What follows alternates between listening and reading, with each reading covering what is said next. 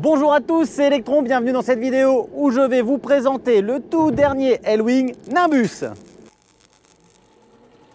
Un grand merci à Dugardin Mobility, boulevard de l'Ouest à Villeneuve-d'Ascq qui m'a mis à dispo ce skateboard parce qu'ils font effectivement aussi des skateboards. Pour commencer, je vais vous annoncer les specs de ce nouveau L-Wing Nimbus 2021. Son prix, il est vendu 599 € en moteur simple, mais vous pouvez l'avoir en double moteur. Dans tous les cas, c'est placé à l'arrière de la planche et en double moteur, c'est 100 € de plus. Vous avez aussi une option à 100 € supplémentaires pour avoir une batterie et une plus grande autonomie. Côté moteur, ce sont des moteurs de 250 watts. Pour les batteries, vous avez le choix entre 90 Wh ou 216 Wh. Ça nous donnera une autonomie d'environ 15 à 30 km.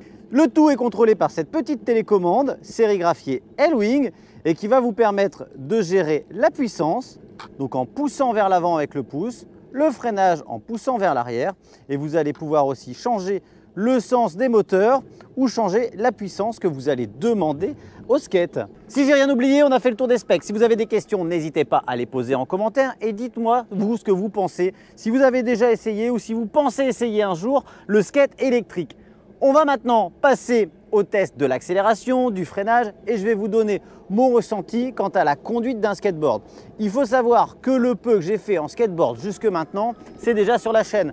Donc j'ai essayé des petits skates, des longboards, du 8 pouces, des roues comme maintenant typées route skate classique.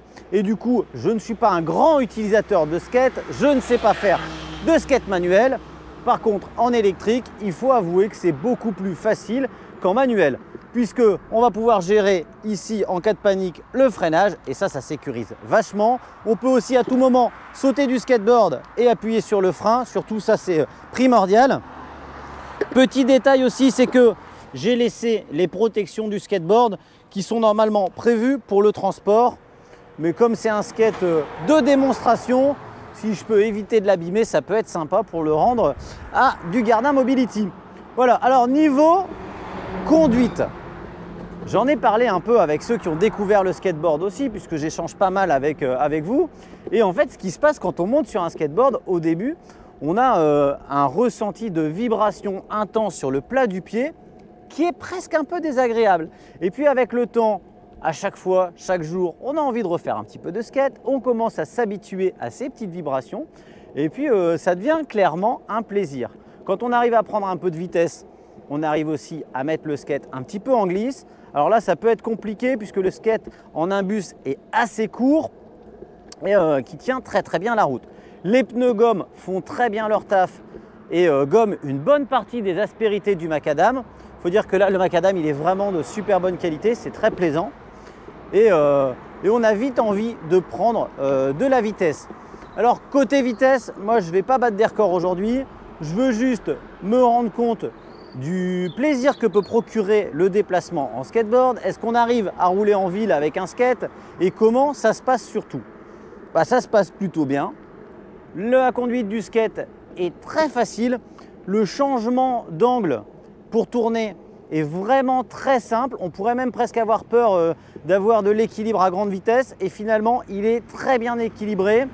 Je n'ai pas eu jusque maintenant de wobble. J'ai dû rouler à peu près à 25 km/h et à 25 km/h on sent que ça demande un peu de précision, un petit peu de concentration, mais je ne suis pas un pro et ça se conduit quand même assez bien. Donc j'ai les pieds un peu en diagonale par rapport à la route, je suis positionné juste au-dessus des roues, ça attire clairement l'attention, mais voilà. Donc on va continuer, je vais rouler un petit peu, on va regarder comment ça se passe.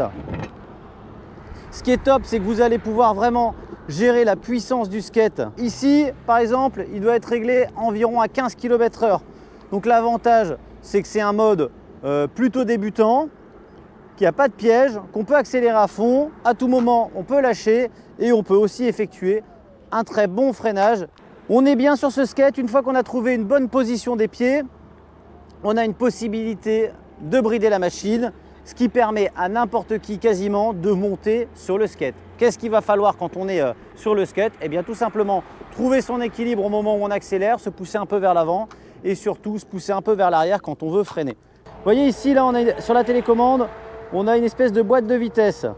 Donc là, j'étais en mode 1, je peux passer en mode 2, en mode 3 et en mode 4. J'étais en mode 1, je vais passer tout simplement en mode 2.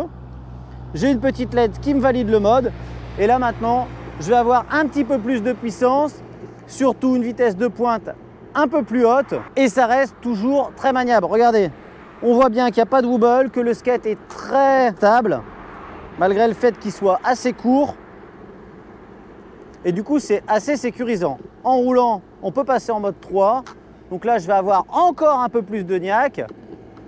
Voilà, alors là, il y a trop de puissance pour moi, hein. Clairement, pour ce genre de discipline, je ne suis pas encore un grand killer. Et du coup, c'est plutôt le mode découverte, partage de la machine. J'arrive à changer de quart. J'arrive à le mettre un tout petit peu en glisse, mais clairement, on sent qu'il accroche bien à la route. Donc le passage sur des routes un petit peu granuleuses, je ne sais pas si vous entendez, mais ça vibre beaucoup, ça passe bien. C'est pas ce qu'il y a de plus agréable, mais c'est pas insupportable non plus. Petit passage de dodane, ça passe bien. Là, la route, c'est plusieurs revêtements, plusieurs petits pansements qu'ils ont mis. Vous entendez, ça claque. Et le skate passe ça vraiment sans aucun problème. Alors sur la télécommande, on a aussi le niveau de batterie de la télécommande avec un petit voyant qui s'allume quand on est sur la fin de batterie. Et on a le niveau du skate quand on appuie sur le bouton on. Malgré le fait que la planche ne soit pas très grande, on est exactement en 830 par 255. Donc c'est pas beaucoup plus gros qu'un skateboard traditionnel. Moi, ce que je trouve super sympa chez Elwing, c'est que finalement, on va pouvoir choisir la puissance, puisqu'on va pouvoir choisir entre 1 et 2 moteurs. On va pouvoir choisir l'autonomie et on va aussi pouvoir choisir sa planche, puisqu'il existe en Nimbus et en Aloki. Donc une planche plus longue. Le skateboard est facilement portable. Vous voyez, on a 3 prises possibles. Et ça, c'est plutôt sympa quand on arrive au boulot, quand on veut traverser un endroit un petit peu chaotique.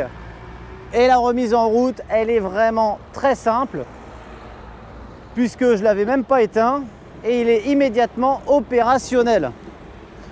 Donc ça va permettre vraiment d'apprendre tranquillement et puis de descendre du skate à tout moment.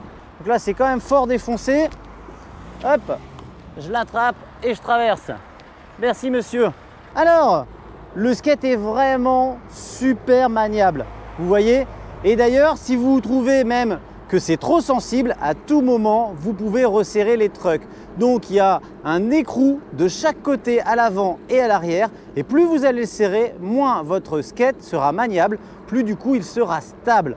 Donc avec le temps, on peut les desserrer pour justement gagner en confort, pour changer d'angle. Mais si votre truc c'est plutôt la vitesse et la stabilité, eh bien vous resserrez vos trucks et du coup vous aurez bien plus de stabilité. Vous me demandez souvent la puissance du skate. Clairement, je sens que ça va pouvoir monter des faux plats, voire démonter. Je pense que 5 à 10%, il n'y aura pas de souci.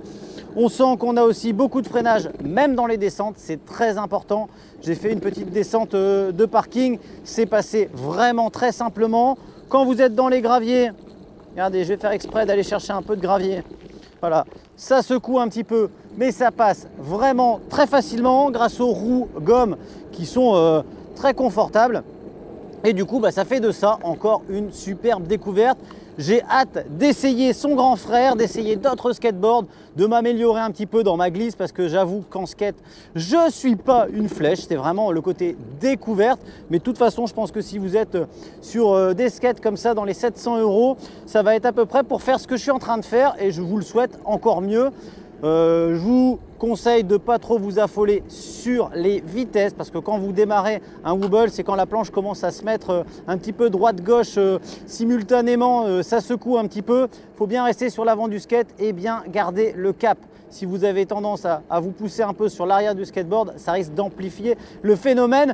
Voilà, j'espère que vous avez passé encore une fois un très bon moment avec moi. Faites-moi une pluie de pouces bleus parce que ça me fait toujours plaisir. Foncez vous abonner et activez cette petite cloche pour ne rater aucune de mes aventures. D'ailleurs, des aventures, il y en a plein qui arrivent. On va encore une fois se régaler. Moi, ce que je fais, c'est que je vous remercie de m'avoir suivi. Je vous dis à tous à très bientôt et je vous souhaite comme d'habitude de bons rides.